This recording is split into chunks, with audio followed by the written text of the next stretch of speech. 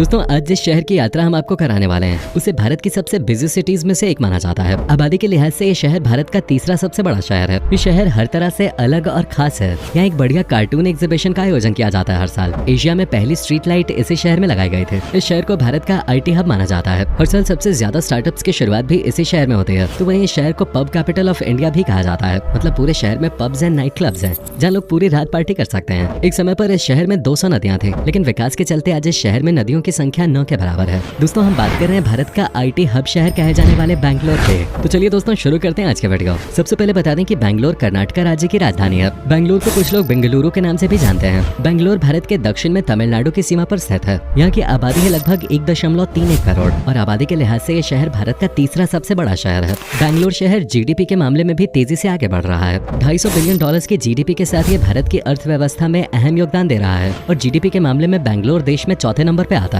बेंगलुरु शहर सी लेवल से 3000 फीट की ऊंचाई पे बसा हुआ है। इतनी ऊंचाई पे बसे होने के कारण बैंगलोर का मौसम पूरे साल काफी अच्छा रहता है और यही वजह है कि लोग बैंगलोर से इतने ज्यादा जुड़े रहते हैं। इतना ही नहीं, आज बैंगलोर में 51% से ज्यादा लोग भारत के विभिन्न हिस्सों से आकर बसे हैं। मुंबई की तरह बैंगलोर के लिए भी ऐसा माना जाता है कि ये शहर कभी सोता नहीं है। आपको यहाँ हर समय भीड़ ही नजर आएगी। यहाँ सड़कों पर देर रात तक चहल पहल होते हैं। इस शहर के लोग अलग हैं, यहाँ का कल्चर भी अलग है, लेकिन इसके बावजूद बैंगलोर को भारत के सबसे फेमस शहरों में गिना जाता है। टूरिज्म के लिहाज से भी ये शहर कुछ ज्यादा पीछे नहीं है। यहाँ हर साल घूमने आने वालों की संख्या काफी ज्यादा होती है। दोस्तों आप लोगों ने अपने घरों के पास स्ट्रीट लाइट तो जरूर देखी होगी, लेकिन क्या आपने कभी ये सोचा है कि पहली बार स्ट्रीट लाइट कहाँ लगाए गए थे? दोस्तों वो बैंगलोर शहर था जहाँ पहली बार किसी शहर की गलियां स्ट्रीट लाइट से जगमगाई थी। जी हाँ, एशिया में पहली इलेक्ट्रिक स्ट्रीट लाइट 5 अगस्त 1905 को बैंगलोर में जलाए गए थे। उससे पहले शहर की गलियों में तेल के दिए जलाने के लिए 3 लोग रखे जाते थे। ये काम काफी मुश्किल था, जिसके बाद बिजली की जरूरत को पूरा करने के लिए शहर में पावर प्लांट लगाने का काम शुरू किया गया था। उन स्ट्रीट लाइट के लगने के 1 साल के अंदर ही 831 नई स्ट्रीट लाइट्स और 1639 घरों में बिजली के कनेक्शन बेंगलुरु में लगा दिया गया था।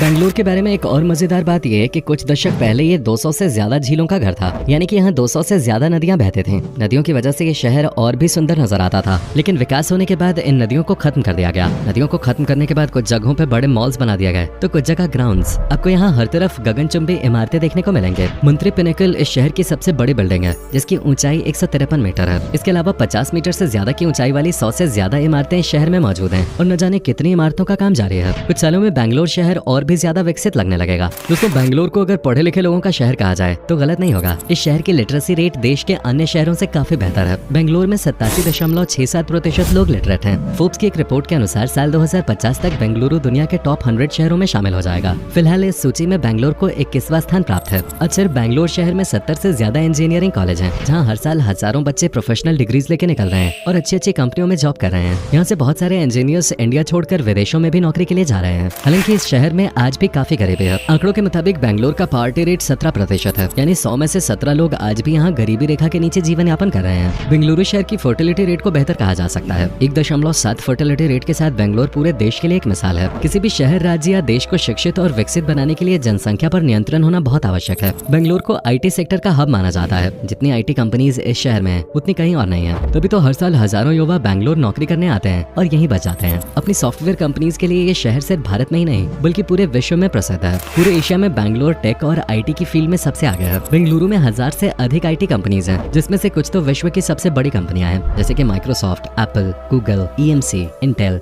IBM, Wipro, TCS, Amazon, Dell Technologies और भी बहुत सारी। यही वजह है कि बैंगलोर शहर को सिलिकॉन वैली ऑफ इंडिया कहा जाता है। इस शहर को स्टार्टअप कैपिटल ऑफ इंडिया भी कहा जाता है, क्योंकि हर साल इस शहर में सबसे ज्यादा स्टार्टअप्स की शुरुआत की जाती है। यहाँ हर रोज नए सॉफ्टवेयर बनाए जाते हैं और बेंगलुरु में कई कंपनियों के सबसे बड़े डिलीवरी सेंटर्स हैं, जितने बड़े डिलीवरी सेंटर्स इन कंपनियों के किसी और शहर में नहीं है। IT हब होने के अलावा बैंगलोर कई दूसरी चीजों के लिए भी मशहूर है। जैसे कि शहर को लेकर सबसे खास बात यह है कि अगर आपका नेट पैक खत्म हो गया है तो आपको किसी भी तरह की कोई चिंता करने की बात नहीं है। राज्य सरकार पूरे शहर में मुफ्त वाईफाई सर्विस देते हैं और फिर ऐसा करने वाला ये भारत का पहला शहर है। यहाँ के वाईफाई को नम्मा वाईफाई कहा जाता है और पूरे शहर में कुछ भी करने के लिए इसका लाभ उठाया जा सकता है। इसके बाद नंबर आता है यहाँ के खाने का। खाने के मामले में बैंगलोर का कोई जवाब नहीं है। इस शहर के लजीज खाने के दीवाने आपको भारत के कोने कोने में मिल जाएंगे। दोस्तों बैंगलोर का स्ट्रीट फूड काफी स्वादिष्ट माना जाता है। मैंगलोर बंस से लेकर भाजी के साथ फिल्टर कॉफी, सब कुछ बहुत ही लाजवाब है। अगर आप बेंगलुरु में किसी स्वादिष्ट स्ट्रीट फूड की तलाश में हैं, तो सबसे पहले शुरुआत आपको मैंगलोर बंस से ही करनी चाहिए। इस बन को नारियल की चटनी और सांबर के साथ खाया जाता है। अगर आपको खाने पीने का कुछ ज्यादा ही शौक है तो बैंगलोर शहर आपको बिल्कुल बोर नहीं करेगा। आपको बैंगलोर के स्ट्रीट फूड को जरूर आजमाना चाहिए। इसमें साबूदाना वड़ा, दाल बाटू, चाट,